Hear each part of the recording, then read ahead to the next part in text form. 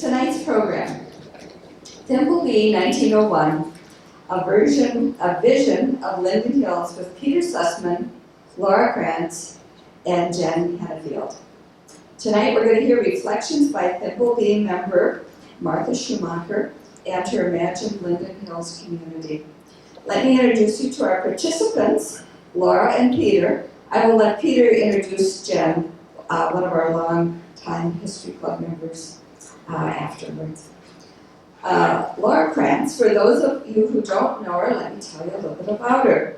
She was a youth service librarian for the Hennepin County Library for over 30 years. She's now on the board of the Friends of the Linden Hills Library. She occasionally performs as part of the Richfield Rita Story Theater Group. She participates in Myopodic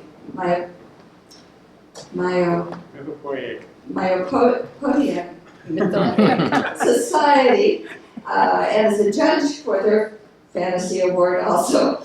Laura is an active member of the Twin City Puppeteers. She runs an APA that is something like an old-fashioned correspondence circular called Once Upon a Time. She's active in science fiction and fantasy groups such as the Rivendell Discussion Group and the Minnesota Science Fiction Society. She also enjoys sewing and crocheting and is a member of a sewing club.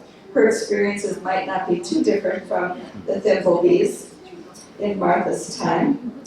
And then Laura has organized several programs for us. Karen Cooper's programs on Minnehaha Falls. Her first program may have been in 1909. In 2009. I'm ready for whatever century. Laura kept track of Karen and her research on the falls, so last year we were able to have Karen give our December program called When Minnehaha Flows with Risky, which is based on Karen's new book. Other programs Laura helped with, a program on the history of puppetry in the Twin Cities, including a live puppet show by the Twin City Puppeteers. Another was on the history of the player piano, followed by an ice cream social and a player piano party at Laura and her husband Dean's home. And Laura played Edith Frost, a Linden Hills librarian, at our program Women of Linden Hills. Peter Sussman, local historian, architect, and board member of Preserve Minneapolis, has had a significant role in the preservation and interpretation of Minneapolis's history, and specifically Southwest and the North Side of Minneapolis. Some notable community representation he helped with was on the Lake Harriet Bandshell Advisory Committee and the Cultural Recognition and Public Art of the Day Makaska. He's presented many programs for us over the years, including women, local leaders, organizations, history of neighborhood houses, buildings, their occupants, and businesses.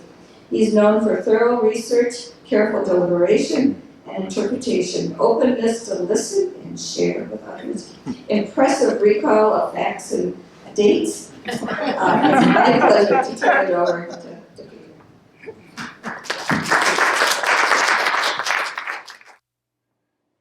So thank you for being here this evening.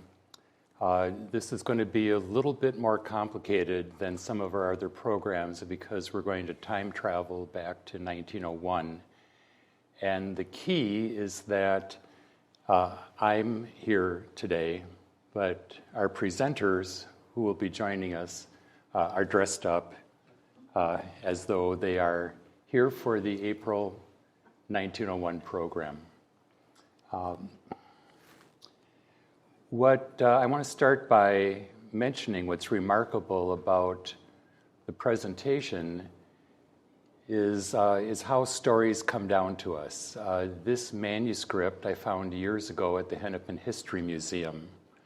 It was written by Martha Schoonmaker, who lived at 4208, right behind the church, second from the corner.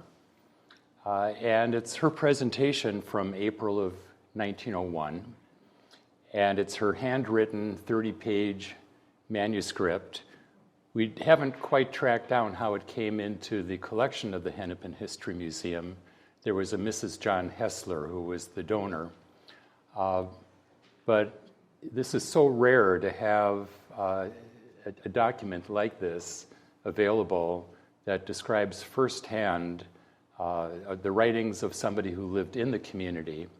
And I'm not going to preview Martha's talk, but she is going to be speaking to neighbors in the community, the Thimble group, and she's going to be reviewing the history as she has researched of the community, talking about her own experience since she and her husband Frank moved to Linden Hills in 1894, and then is going to time travel ahead and imagine the community in 1925. Now, of course, from our vantage point, you can see what she got right, maybe in that projection or not. But I am going to set the stage, so to speak, and then we'll have our hostess, Ina, introduce our speaker, Martha, and then I will do a little postscript because this event in April of 1901 happens at this sort of hinge point in the community's history. The community has been starting off sort of slowly. This is a remote community far from town. And there's this surge of activity starting in 1900, and you'll see things happening even within days and weeks and months of Martha's talk. So I'll just cover a little bit of what happens within a few years after the talk, and then we'll have a question and answer, and you can ask any of the presenters, whether in present day or in 1901, if you really want to challenge them with a question, see if they're up for that. So imagine this community. I'm going to go back to some of what Martha goes back to in a moment in the earliest days, but a lot of the maps that you'll see will show the city as though it's all built up, because those were the streets that were platted.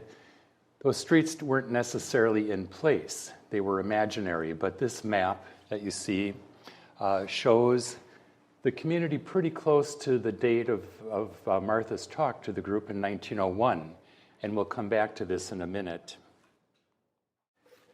Remember, Martha's talk is from her perspective in 1901, and we know more now, and recent events have really highlighted the Dakota heritage of the area. But I want to start out with some of the earliest history here, which goes back to the 1830s, when there is a Dakota village at what is now referred to as Bedamakoska. In this time in 1901, it's still called Lake Calhoun.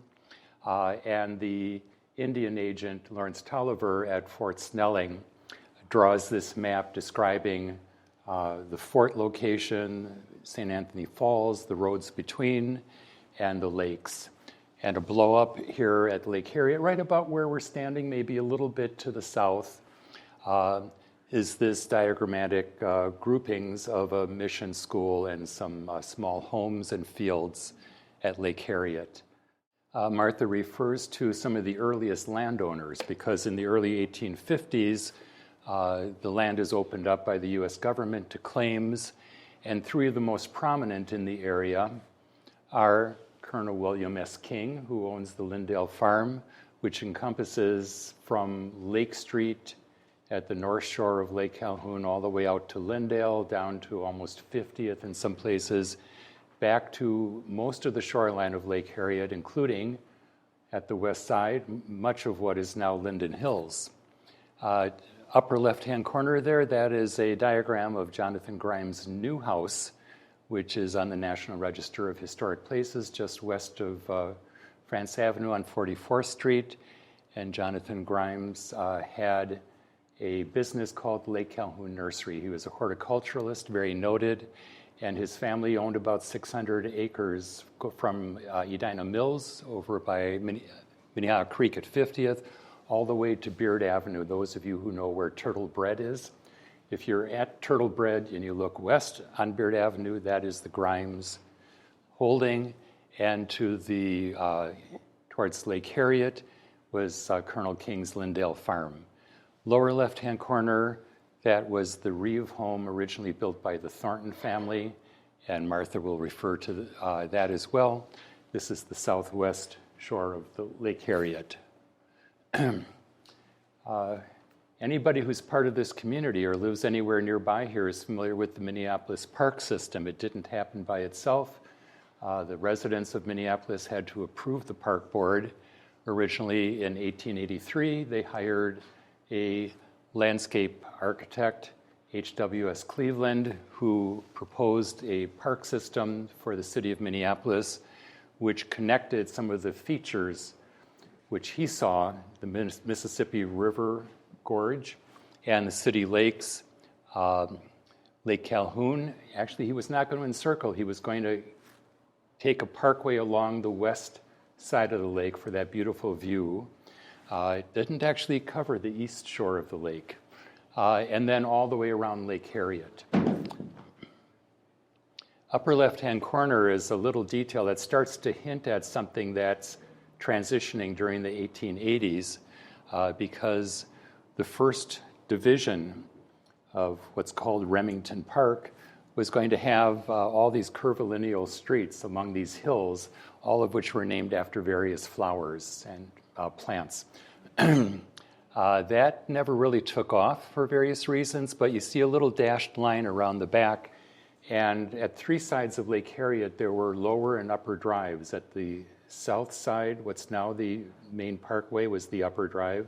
On the east side, same thing, upper drive. On the west side, the upper drive is what we now know as Linden Hills Boulevard. But it's dashed in there. It's going to carry you along back of the shoreline, at which point we have a station that the new motor line, the steam narrow gauge railroad, comes out to Lake Harriet in 1880 and then extends out to Lake Minnetonka.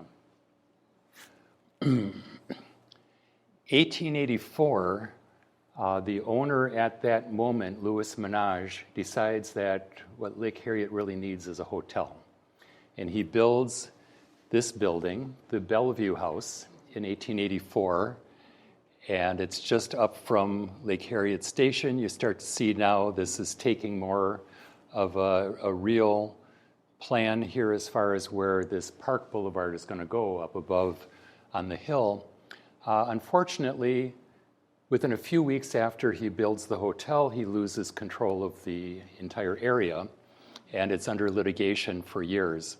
Eventually, in this photograph, it's taken over by a social club called the Lure Lines, and that they're posed out there in back facing the lake.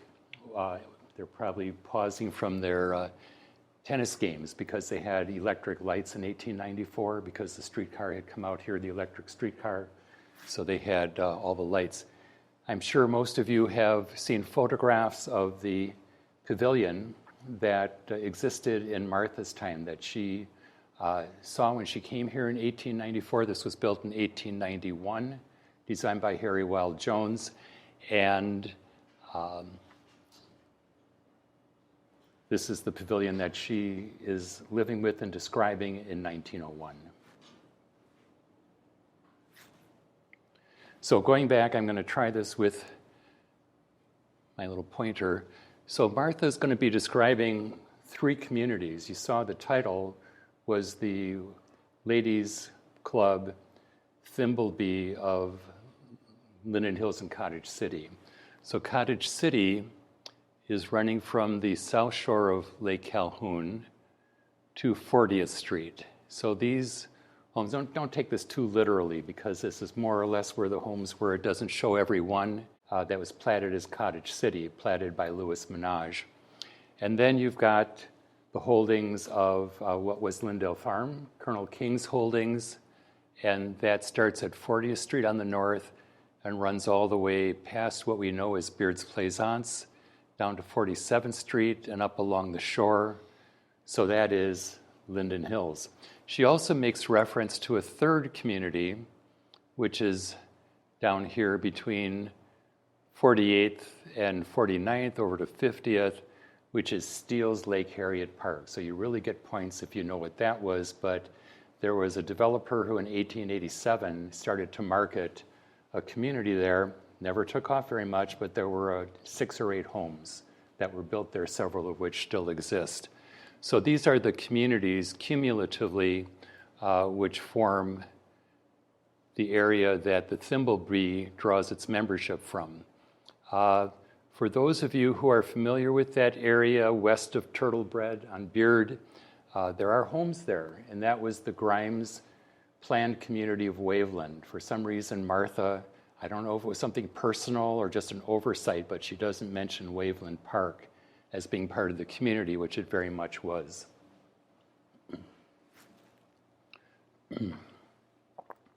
Things are starting out slowly. In 1894, the holding company for much of the property, which became Linden Hills, the Lake Harriet Park Residence Park Improvement Company, offers lots free to anybody who will build a home out here. They're going to offer 20 lots for free if you will build a house for $2,500. After a lot of promotion in 1894, 8 families build homes. They couldn't give the lots away. It was in the middle of a national recession, and things were slow. But of those 8 families, several of them, including Martha's family, Frank and Martha Schoonmaker, who moved here from Ohio, build a home. 5 of them are along what was then Park Boulevard, renamed Linden Hills Boulevard in 1913 by the Park Board. And they really become instrumental, the Schoonmakers and some of their neighbors, in this community growing up.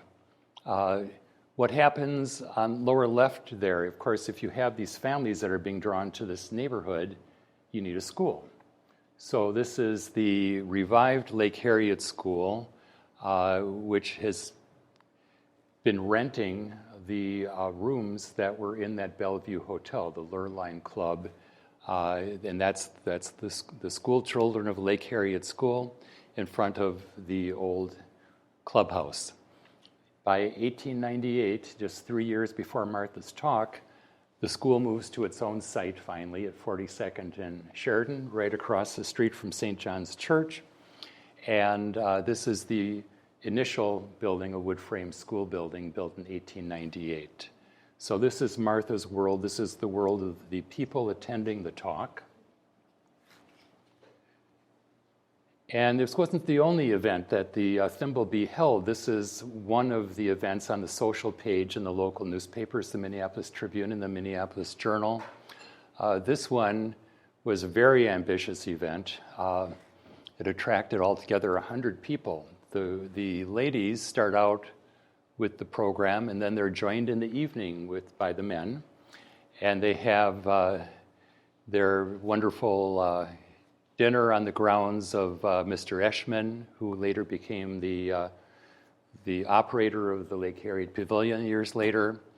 And at 9 o'clock, Mayor Gray took the company on the electric launch for a ride on Lake Harriet. Well, a few things about that. First of all, the mayor of Minneapolis lived in Linden Hills at the time, right across the street from the school at 42nd Street. The other is it was an electric launch in 1900. And the other is, okay, it's July and they're starting out their ride at 9 o'clock. Okay, I don't know. I'm not sure about that, but that's what it says. Okay, so this is the most elaborate event that I found for the Thimble Bee. Now we have our presenter and what her husband and others did. So we're towards the end of 1900, just before this talk. This is Martha and Frank's home at 4208. Literally, if we looked out that window, you'd see the back of the house. This is a current photograph of one of these 1894 homes built by T.P. Healy.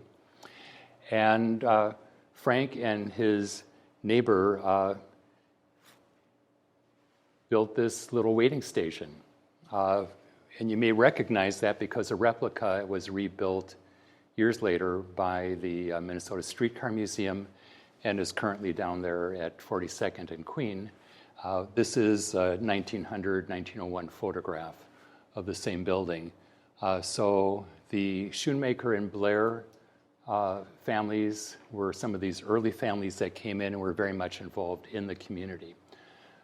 All these years since I found that manuscript, I assumed that this program was hosted in this home, 4208. And through the technology, I was going to call it magic, of the search that you can do online today, you can put in keywords. And if I want to say Linden Hills or Thimble or any number of search terms, you eventually may be fortunate in stumbling across some information. So what I learned by way of introduction to our host this evening is that the program on April 11th was not at Martha's home, but it was down the street at her neighbor's home, Ina Parmalee. Ina and her husband Charles, newlyweds, had built this home in 1900 and had just moved in late summer of 1900, and they were the hosts of this evening's program. And that home is still there. This is a photograph I took last week, 4242. And the account in the newspapers a few days later talk about the program. It's actually a three-part program.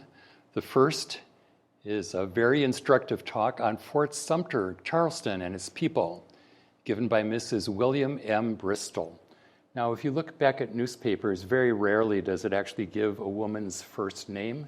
And even though there's only one Bristol listed in the phone book, I couldn't find her name. So we're just referring to her as Mrs. Bristol. And so then we have an interesting historical sketch of Lake Harriet, prepared and read by Mrs. Frank L. Schoonmaker. And then, and this is the part that's not part of our program this evening, I didn't recruit a singer, but we have selections sung by Miss Edna Chamberlain to complete the entertainment. About 30 were present, which is just about the size of our crowd this evening. So we are talking about an event that was held on this block in 1901. And by historic coincidence, a member of our Linden Hills History Study Group is the owner of this home. And I thought it would be fitting to ask Jan Hennefield to introduce Martha, our speaker this evening. I would like to thank everybody for coming tonight. I didn't know I could fit this many in my house. Probably all the furniture was out there. Thank you, Mrs. Crystal, for your informative talk on Fort Sumter and Charleston. Since Charles and I moved into our new home on Park Boulevard this summer, we have been warmly welcomed by the neighbors and the Thimblebees. We look forward to being active members of our community and a growing young community. I'm very pleased to introduce our next speaker, Mrs. Frank Schoonmaker. Martha is very well known to most of us already, as she and Frank moved here 7 years ago and were one of the first people to build a house on Park Avenue, Park Boulevard, pardon me. Please make yourself comfortable as we listen to Martha offering insight into the history of our neighborhood. Thanks so much. And thank you for opening your beautiful new home to our group. And welcome to everyone to our April 11th meeting of the Ladies Thimbleby and of Linden Hills and Cottage City. Looks like we have about 30 women here today. And among our goals, we have declared that our Thimbleby wishes to build community and to support local causes such as access to a Sunday school for the children of the area. I especially want to welcome our new members to the group. Since some of you have not lived here long, you may not know the history of our community. I have lived in this area for 7 years now, having moved here with my husband Frank in 1894. With so much recent construction and development, our community has been changing rapidly. And looking forward, I anticipate many more changes in the near future. So, for my talk today, as part of our program, I thought I would share a brief history of our past and then let my imagination take a flight of fancy to what our beautiful Linden Hills and Cottage City neighborhood might be like more than 20 years from now. Lake Harriet and Calhoun have always had a charm for strangers when they visit these lakes, and to the people who have made their home here, they are of a special interest. As we wander over these hills and around the shore of these lakes, we wish they could talk, could tell us their history before the foot of the white man ever trod there, and when the wild beasts and the Indians held undisputed possession. Well, as that is out of the question, the only way we have to gain any knowledge on the subject is from early histories. Knowing that the members of our Thimble all live near these lakes and are interested in the history of them, I have gathered what information I could on this subject. And while it must necessarily be brief and not at all complete, still I feel that any of our history is of interest to all. This is not a history of Minneapolis, but merely a little local history. If we could look back, we would see the land surrounding these lakes, one great forest abounding with wild animals, deer being very plentiful, and large game in great abundance. The last black bear ever seen in this neighborhood was killed on the southwest shore of Lake Calhoun, probably about where the boulevard now leaves the lake.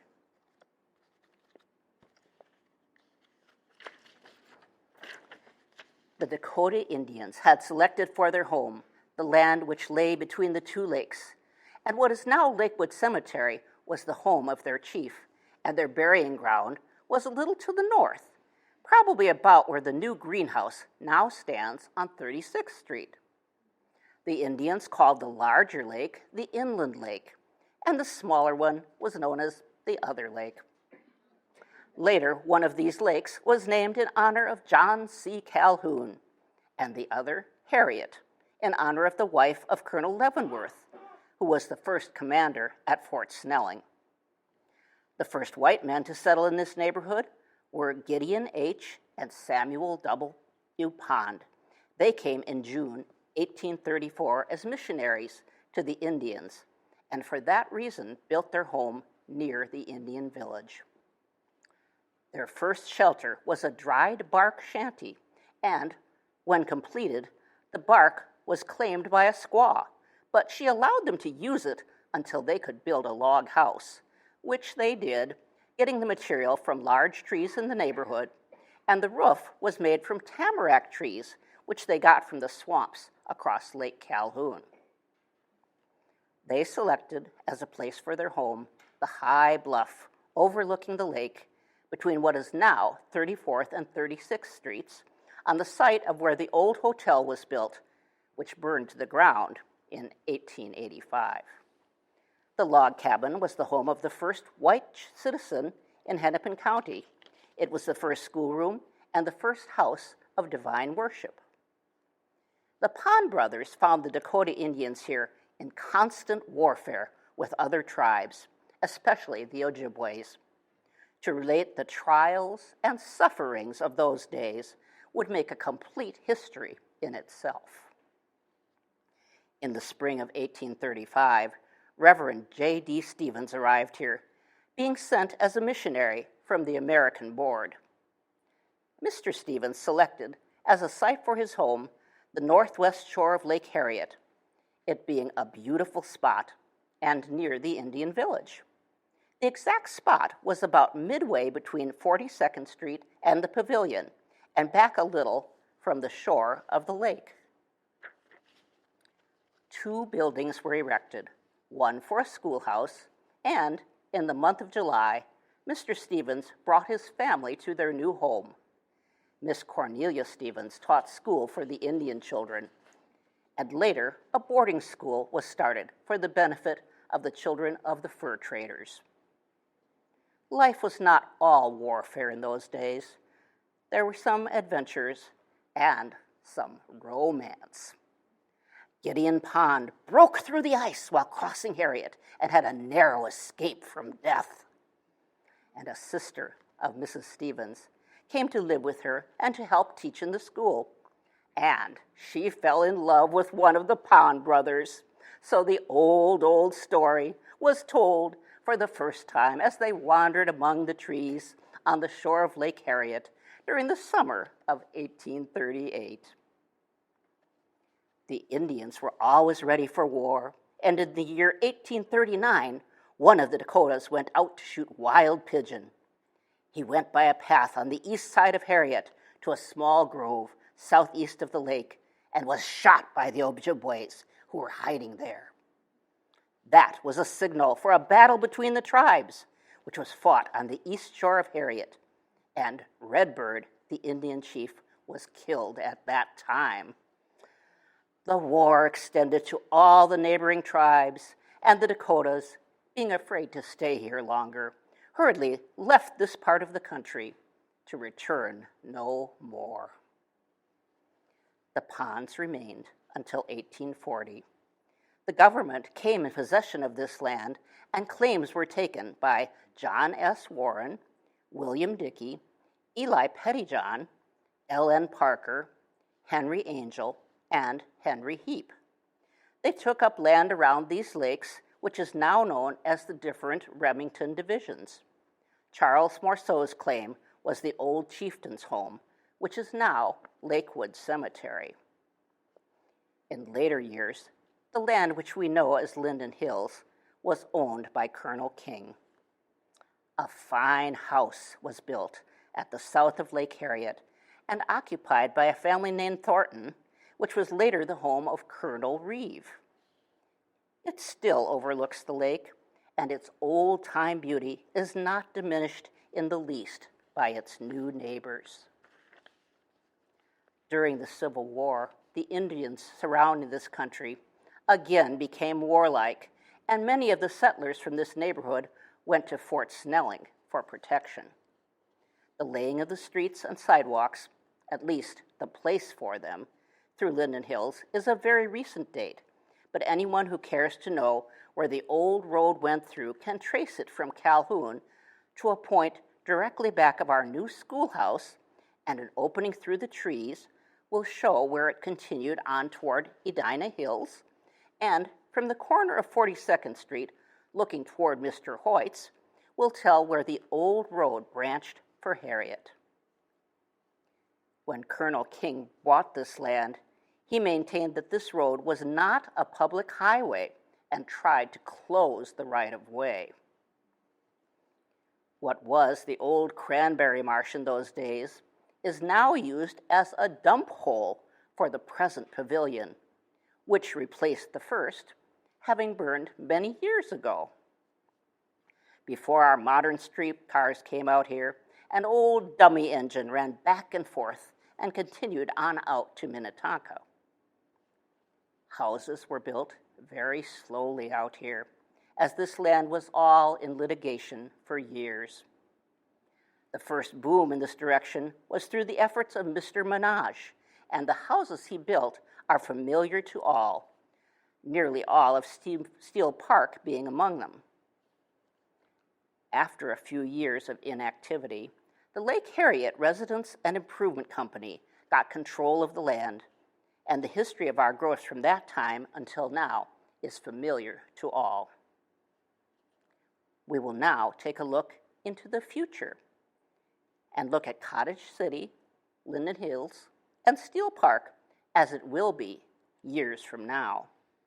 We will imagine ourselves looking back to 1894 when we arrived in our new home. Well, well, how the time flies.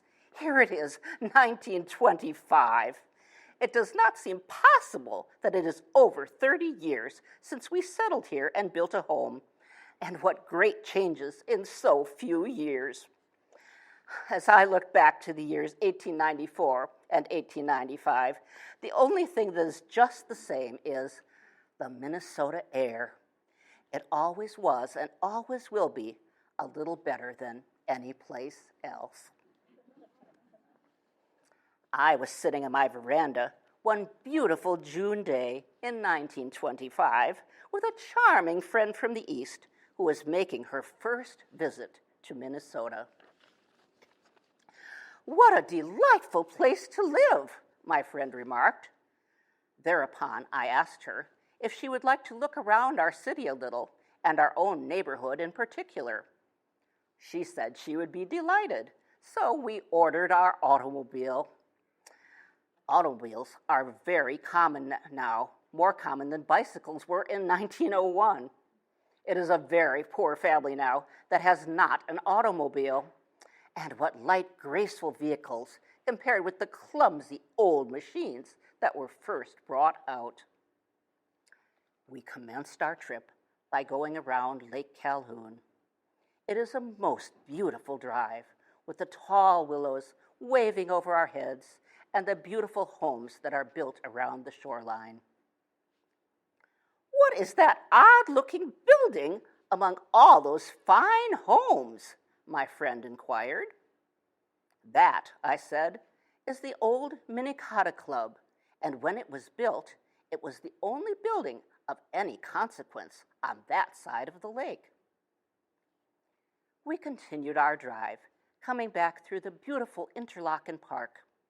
This park is the pride of the city, with its fine floral exhibits and the beautiful water that connects Lake Harriet with Lake Calhoun. Little launches run back and forth between the two lakes, passing under many rustic bridges. "What a pretty view," my friend remarked. "Yes," I said, "and well do I remember when this park was nothing but a tamarack swamp and grove, and this water was nothing but an outlet from Lake Calhoun, underground part of the way, and a frog stream the balance." We stopped to admire some very fine flower beds. "Do you know," I said, "that when we came here, this particular spot was a filthy old dump hole for all sorts of refuse, and it was bordered on the west by a row of old ice houses, which supplied a pavilion that used to sit down there on the lake shore. The pavilion was torn down years ago, and the ice houses went at the same time. And in its place, you see that fine music stand, which was erected on the site of the first house that was ever built on the shore of Lake Harriet. And look at the shore of Lake Harriet now, an unbroken line of beautiful homes." The people of Minneapolis were a little slow in realizing the advantages of Lake Harriet as a place of residence. In fact, when we settled here in 1894, this neighborhood was practically unknown, at least not appreciated. Folks coming out from the city called it an event to go to Lake Harriet or Linden Hills, and they used to ask us if we stayed out here all winter, if our streetcars run every day, if we got awfully lonesome out here, and similar questions. But come, let me show you our neighborhood instead of recalling the way it was 30 years ago. We turned our automobile into a beautiful boulevard with its elm and linden trees meeting over our heads, forming a lane for us to drive through. This is Park Boulevard, and the children are out playing, as children always did and always will. It does not seem long since I watched the fathers and mothers of these children when they used to play and skate on a pond that formed in the winter just south of my home.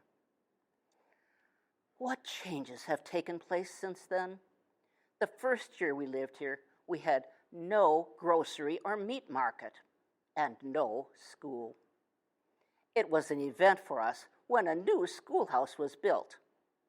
And when our first dry goods store was established, there was great rejoicing. Our lakeshore was somewhat marred in those days by the car line, but now the car line comes into Interlochen Park and then goes back through the business street, the main line going to Minnetonka, while a branch of the road goes around Lake Harriet. Did you ask if we were the first to build out here? Oh, no. when we came here, there were quite a number of nice homes out here, most of which were the result of a boom a few years previous. This land out here had been in litigation, but the Lake Harriet Residence and Improvement Company came in control of the land, and the summer of 1894 saw 8 new houses built, after which for a few years there was little, if any, building. Then a gradual increase until you see the present result. We continued on our way, passing block after block of nice homes. You would scarcely believe, I said, that right here where you see all these pretty houses, that at one time this was used as a loop for the streetcars that came out here. A few blocks further on, we stopped again to admire the nice homes. Do you know, I said, that when we came here, this was an old peat bog. It lay between what we then called Steel Park and Linden Hills. It was way out in the country. The first year when we lived here, it caught on fire and burned for weeks. That hardly seems possible when we look at it now. What nice churches you have out here, my friend remarked. Yes, I said, but I would like to show you our favorite church. We came back to Upton Avenue and between 41st and 42nd Street stopped in front of a beautiful little stone church, very picturesque, with its lone square steeple on one corner and the old English ivy, which almost covered the building, gave it the appearance of being much older than it actually was. In the same yard, and built of the same stone, was a modern little home, which was evident to the stranger at a glance that it was the parsonage connected with the church. We drew near to the church to read the name, and it said, St. John's Chapel. But, said my friend, why do you love this church? Why, in this day and generation, when we are so broad-minded that we do not think one particular denomination is superior to another, why do you love this church more than the others we have passed? Well, I said, I will tell you, but I will have to go way back, at least 30 years, when Linden Hills was a little suburb and Cottage City quite another. Steel Park belonged to neither. It was there that our neighborhood was aroused to the fact that a great number of children could not attend Sunday school, owing to the distance from the city, the time necessary to go and return, while the expense kept others at home. It was there the good people got together and organized a Sunday school. The honor of the undertaking must be credited to a few faithful members, and if you will go in this little church someday, you will see the names of the first superintendent and teachers, as well as a list of the scholars who attended the first Sunday school. The first meeting place was in an old clubhouse that used to stand on Park Boulevard, about 41st Street, but it was torn down years ago. Soon afterward, they met in a hall near Queen Avenue and 42nd Street. This hall was used for all sorts of purposes, mostly for dances, and the Sunday school was held there from necessity, not choice. The old pavilion, which was standing at that time, drew a crowd on Sundays, which was anything but harmonious with the Sunday school. So it was decided that no matter how humble, the Sunday school must have a home of its own. We were proud of our little church, yet when we look back and think of it, we smile at our first building. It was a small frame affair and set by itself, alone among the trees. Its front door was the back door, or rather, what is now the back door was the front door. Who built this church? Everyone interested in it contributed a small amount, and Mr. Johns, one of the early settlers, promised to see that the building was erected, which he did, doing most of the work himself. And in his honor, the building was named St. John's Chapel. For a few years, it was only the summer home for the Sunday school. And when the frost and snows came, they were obliged to return to the hall at the foot of 42nd Street. And did you ask who supported this infant church? Why, everybody. In order to meet the necessary expenses, we formed a Thimble, which was composed of any who wished to come, and all were welcome, and we met at different houses. We could not be idle in those days, so each took their sewing or work of some kind, and usually someone would read from an interesting book or a sketch of some kind, while the others listened and worked. And all who came left a nickel or a dime to support the Sunday school. You see, in those days, we were laying the foundation for this church. But I will not take your time to tell you how our small beginning grew until now we meet in this beautiful ivy-covered home, nor the amount of good that was accomplished in this work. We love this church, for it connects us with the past and brings back pleasant memories of afternoons spent together and lifelong friendships which were formed at our little Thimble. Maybe I'll hang on to these notes. Maybe sometime there'll be someone in the future who might find them interesting. Thank you.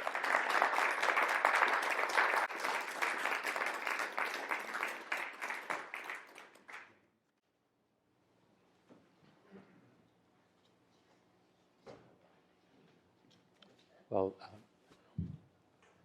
thank you so much, Martha, for sharing the story of the origins of the community. As I mentioned, Martha's talk happened at this moment in time when the community was about to grow very, very substantially. What had been a few homes a year became hundreds of homes a year. And this article and the accompanying advertisement from the June newspaper 2 months later, in 1901, is headlined Suburban Districts That Are Gaining in Popularity. So this is a suburban district in Linden Hills, although it was actually part of the city by then. But from the standpoint of distance and separation, it was considered a suburban district. You'll see in the lower left-hand corner there, one of the significant places in the community is this little streetcar station that the Schoonmakers and Blairs had built the previous November. One of the unique aspects to this community was that in the summer, thousands of people would come down, mostly by streetcar, to the very popular concerts at the Lake Harriet Pavilion. There would be up to 5,000 people in an evening. So many of the people, as that newspaper article pointed out, first became familiar with the area because they had come down here for the parks and the entertainment. There was a very popular Italian band, the Banda Rosa, that played for 3 seasons at Lake Harriet. This was in 1901 at the conclusion of their series of concerts at the pavilion. And the maestro, the conductor, Eugenio Sorrentino, decided to host a series of dinners to commemorate the conclusion of their performances. And of course, being close to the lake, the dinners were held at the old clubhouse that you saw the photographs of. So this is August 2nd of 1901. You see the hostess of the clubhouse was Mrs. Molzner. Now, the clubhouse at that point was used as a guest house.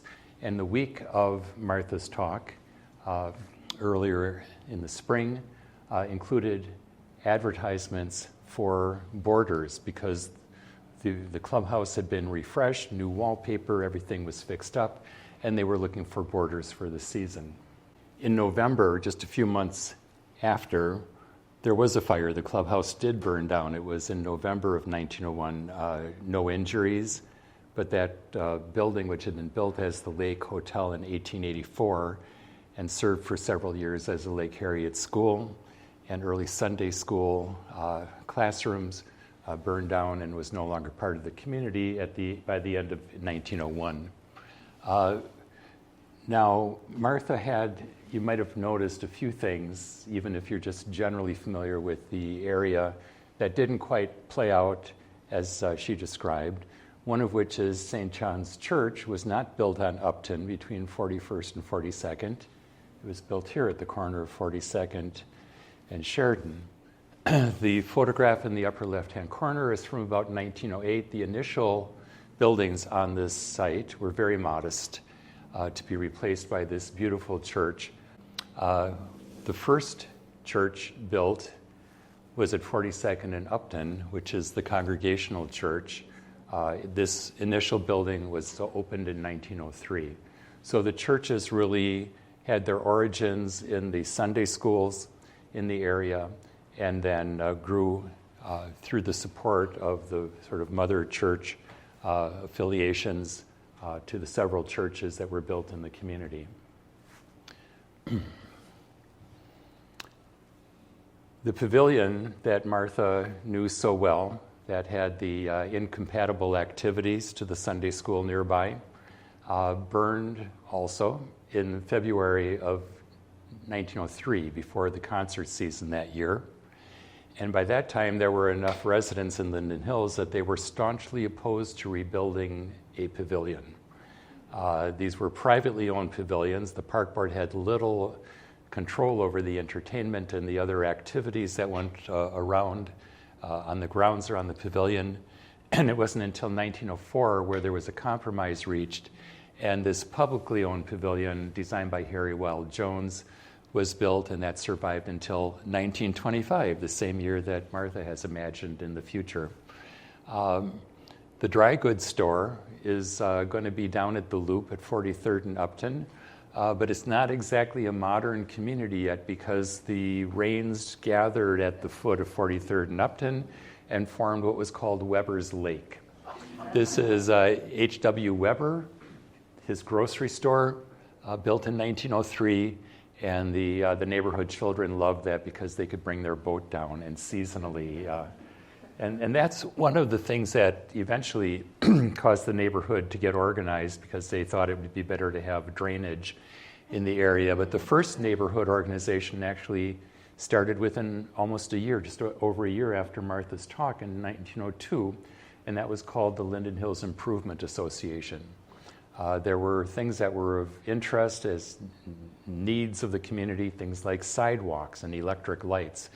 But over time, as the community was growing, there were other programs and efforts that the Improvement Association undertook, and eventually it became the Lake Harriet Commercial Club, and the building that they built is still there on 43rd Street and houses, among other businesses, the Wild Rumpus Bookstore. So the roots of the community go back to 1901 and soon thereafter. So this is the opportunity if anybody would like to ask a current day question or maybe a 1901 question. Do we have the microphone? Okay, thank you. So that was her original writing that you were reading. And I noticed that she refers to the Indians as Dakota, not Sioux. Yeah. That's very interesting and refreshing, I think. The other thing I was thinking about, she's guessing that the church was across the street. Was that because Mr. John's building was across the street, perhaps? I think the modest frame building was within a block of this site. I'm not sure why she thought it was going to move over to Upton.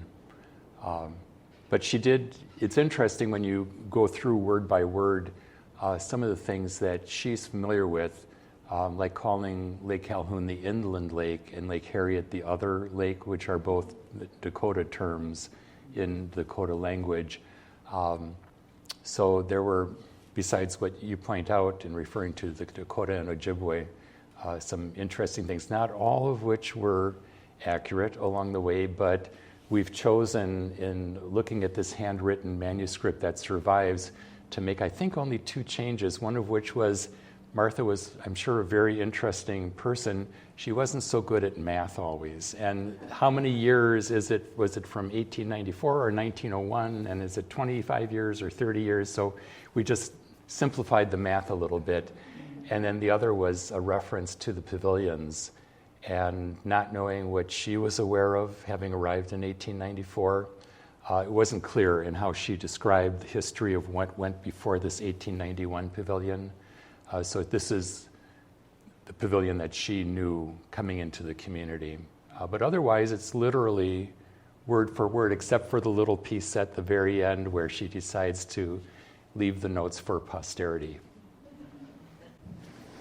Peter, do you, so the church building that you showed, that I believe said was at 42nd and Upton, Yes. that's not there anymore? No, as a matter of fact. So do we know who designed it Yes, and what happened to it? Walter J. Keith, who was largely a residential designer, but in this case designed a church.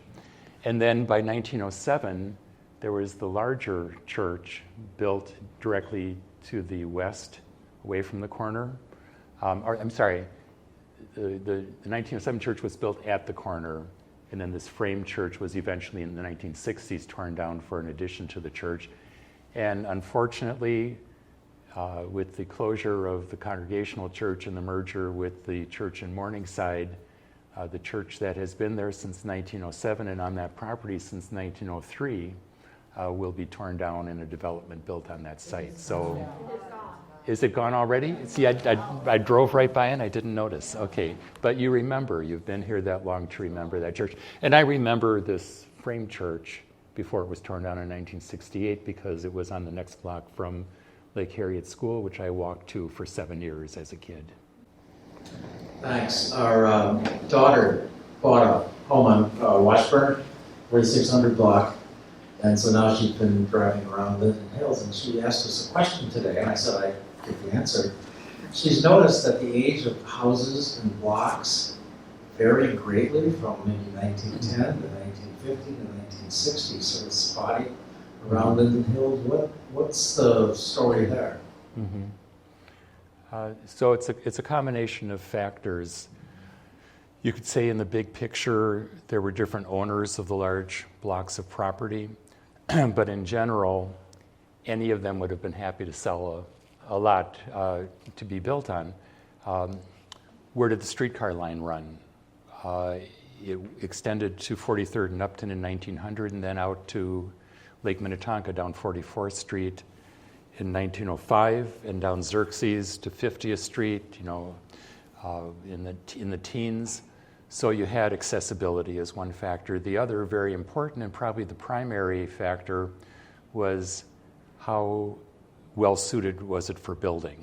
If you were on one of the hills, very good glacial soils, better if it was near the lake or by the streetcar line or shopping, but if you had good soils, those were the buildings that were built first. Anything really in Linden Hills that was built by 1915 or so was definitely built on the more desirable lots. Into the 1920s, there was a big boom, mostly still on good soil, but some, maybe by Linden Hills Park, on piling or other enhanced foundations. By the time you get to the post-World War II era, you're really talking about building on some of those peat bogs that Martha talked about, which included my parents' home, which they built in the mid-1950s, although their lot was on a foundation. I remember as a kid growing up hearing the sound of pile drivers all around, and those homes in the low-lying areas from the park to what's now Bede-Makaska, and over by Pershing Park. A lot of those were built on piling. So that primarily accounts for that. Now, of course, beyond that, time hasn't stood still. This is a highly desirable area. And you could ask the follow-up question, which is, which sites have been favored for teardowns and rebuilding? So that's the next part of the story that goes even beyond those 1950s and 1960s homes. If I can just add, because we've been researching this, if you look at the map up there and you see to the west of where the streets are and north of where the streets are, that void by the southwest part of Lake Pedamacasta, that was a marshy area.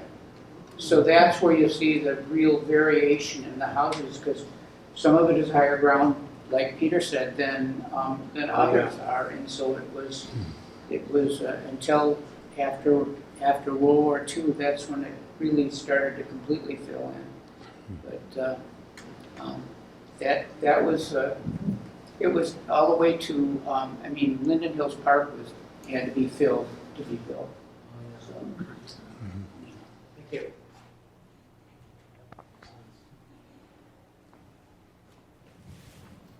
Who was the president of the Minneapolis Park Board during this time period? Well, okay, so you've got the officers of the park board, and then you've got the staff, the superintendent. Okay, and they both have roles. The president varies from year to year, but Charles Loring was the first president, and he was instrumental in so much of the growth of the park system, including arranging for the donation of much of the shoreline of the lakes. The superintendent, the initial superintendent, was William Berry. You may recognize that name because Interlochen Park, which Martha referenced, was renamed in honor of William Berry in 1916, and he was the park superintendent who oversaw the grading around that area, and actually in a curious arrangement, when these streets were laid out in Linden Hills initially, the developer, the owner of the private property, arranged through the Park Board of Commissioners to hire William Berry to have his crew continue on into Linden Hills, south of 40th Street, and lay out the streets, which included then Park Boulevard, now Linden Hills Boulevard. So, trying to think of anybody else. Another interesting, significant person was the architect that I've mentioned who designed both of those pavilions in 1891 and 1904, because Harry Wild Jones also served as a park commissioner, as well as a professor, the first professor of architecture at the University of Minnesota. He was very involved in the community, and some might consider it a little bit of a conflict of interest for him to be serving on the Park Commission at the same time that he was hired to design the pavilion in 1904. But I think the community and the park system very much benefited from Jones's work over the years. There were many dozens of other people involved as officers, president, board members, commissioners. A significant person who came in 1905, just a few years after Martha's talk, was a young park commissioner from Hartford, Connecticut, whose name was Theodore Worth.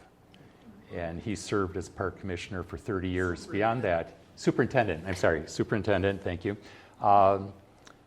And his home, built under the contract arrangement, is there on Bryant. So he had a big influence, but the local park system, as far as what we call the regional park, the system of park boulevards around the lakes and Linden Hills Parkway Boulevard, were built in the era of William Berry. Of course, by the time that the park board improves Linden Hills Park and the entire system of community parks and fields, that was largely under Theodore Worth. Was Louis Menage's legal trouble at all related to the Metropolitan Building or not? So one of the things that Martha didn't quite fit together correctly was the role of Louis Menage in these various communities around the area here. He ended up acquiring much of what was Lindell Farm through Remington, through Remington's agent Innes, I-N-N-E-S, and there were some favorable conditions that weren't exactly fully legal. And so Menage became embroiled in a lawsuit that King was able to bring eventually successfully after 2 years. And the connection with the Metropolitan Building is that it turns out that Menage was building this, I'm going to call it a Ponzi scheme. That isn't necessarily the term, but he established a reputation buoyed by his connection to many of the business leaders of Minneapolis, saying these are absolute guaranteed mortgages. I'm going to have the Northwestern Guarantee Company, and I'm going to build this wonderful office building, bigger, taller, more beautiful than any other in the Twin Cities. And it was all a facade. It was a fake because there was very little behind it. He had become overextended, and circumstances turned against him, and he fled to Central America to avoid the sheriff coming after him. So it was the real estate machinations that led him to try to build this company, which ultimately collapsed with everything else. So, but Menage is very much connected to this area, and in particular Cottage City, because he was the one who laid out Cottage City south of Lake Calhoun in 1882 and initially marketed that. But it's interesting how some of these people who were involved in the early Minneapolis history and development and real estate came out successfully, and others less so. So Menage has quite a story, and the book that was recently published on the Metropolitan Building, I think, covers a lot of that ground. I have a question for Martha. My understanding is that the Thimble Club also did some kind of fundraising, besides sitting around and having, music and... Well, yeah, they had various causes that they were collecting money for. The only one that she had written about in her script is to build up the Sunday school, where they give the nickels and dimes at their meetings. But I'm sure they had lots of other local causes that they were working on, too. In preparing the program, I told Martha that I had a question for her. So as modern-day Laura has lived in the community for 30 plus years, I believe, and has experienced a lot of change in the current lifetime too. So I'm curious if you'd like to talk a little bit about the perspective you get in portraying Martha in 1901 and her vision, both looking back and looking forward, if you find some similarities there. Yeah, well, I do see an awful lot of change. I mean, I see all these new apartment buildings coming up, in our neighborhood, and I see these ads like on Facebook and other places for $1 million, $2 million houses being built, right in this area. We're right next to little modest houses, like over on, I think it's Glendale Terrace. There's these big new mansions built, and then the little regular houses that the little Cottage City type people might have had, just alternating along parts of that, because it's just such a mix. But so many places are getting torn down and replaced with these really huge mansions nowadays. And like our house's value keeps going up, but partly because of, I think, the other houses in the neighborhood. But we certainly see a lot of change. They talked about trying to put like bicycle lanes in on France Avenue where we live, and we were concerned about that because it's such a busy street. There's so many emergency vehicles and things going along there that it just seemed really dangerous, and we did talk them out of that. So, you got to be involved in the community and see what's going on, I guess, to see all these changes. But yeah, I think we've only been, about a little over 20 years in our house there that we've lived in Linden Hills. But even in that time, we've seen a lot of change. And the science fiction fans are still saying, when are we going to get our flying cars? I have a question before I hand the mic over to Barb. One thing that, actually it's not a question, it's more of a statement. When I've been doing some research on some of the buildings around Linden Hills, I've been just shocked at how many, 1900, 1910, 1890, how many people had boarders in their houses. They had their mothers, their mother-in-laws, they had grown kids, and they had boarders. I mean, it really amazed me. You think of these big houses and you assume that it's just, one wealthy family living in there. But, they could have, 8 people in there with, different, and they weren't just housekeepers. They were, people who were teachers or what have you. So I thought that was interesting. Yeah, I just want to add something on. I wanted to thank the women who organized this because it reminds me of the history that we went through when we researched St. John's, this church.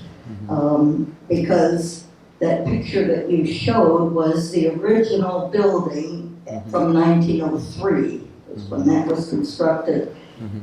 So we tried to celebrate a 100th anniversary in 2003.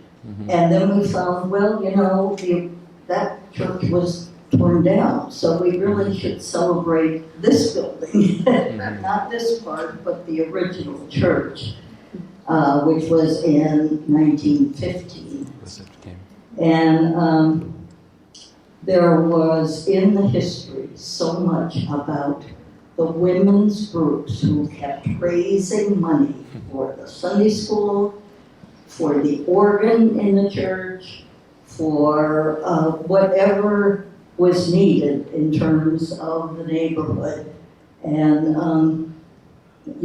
that's probably where that Thimble group came from, of course, was women who loved to get together and found that they could raise money that way. And many of our stained glass windows in the main church are some of the names that have been mentioned here. The fact that, my understanding from one of your talks was that Mr. Johns lived over on the boulevard, right on the corner there. 40th, yeah. 42nd Street. 40th, yeah. Yeah. So, there's still plenty of history still around, thanks to women that keep bringing it up. Yeah, the women's groups were really active in fundraising for schools and the international, the Sunday school. Yeah. Any other questions? Folks ready to head out? It's dark out now. There's more refreshments. Ina brought some cookies. Okay.